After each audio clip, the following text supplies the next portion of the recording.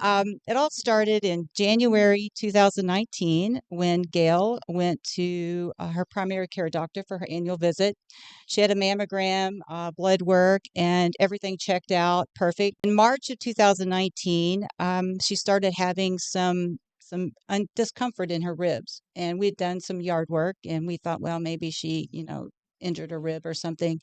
But she went to the doctor, she got an X-ray done, and it all looked fine except for this little bitty blip on the radar. And from January, clean bill of health, to March, one little blip, to the first, well, actually, it was the end of April. She had so many lytic lesions on her ribs and her spine that they were too numerous to count. And by the way, we got that call at 10 o'clock at night from our doctor that what the results were, which, it's never a good thing when you're asleep in bed and your phone rings and you look on the caller ID and it's your primary care So doctor. you had to go to sleep thinking about that all night long, which I'm sure there's no sleep. And we ended up getting a biopsy, and they found it was metastatic breast cancer. So it was stage 4.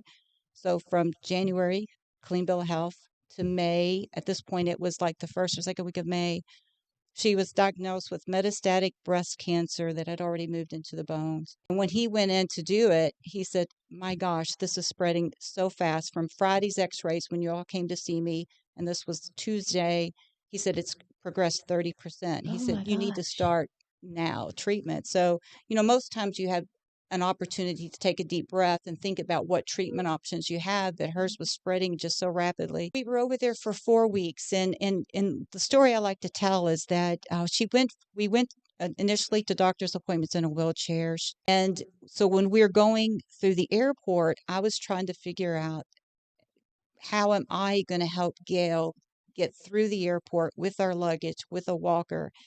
I didn't see how to do that. So we left the walker behind. So she was holding on to me throughout the airport because she was so afraid if someone just bumped into her that her ribs would just shatter, because the lesions were everywhere. But people say, well, do you think it was successful? And I'll say, well, coming back from Germany 4 weeks later, we're getting our connecting flight in Dallas, and we're going through the airport. And at one point I say, good gosh, Gail, would you please slow down? I cannot keep up with you.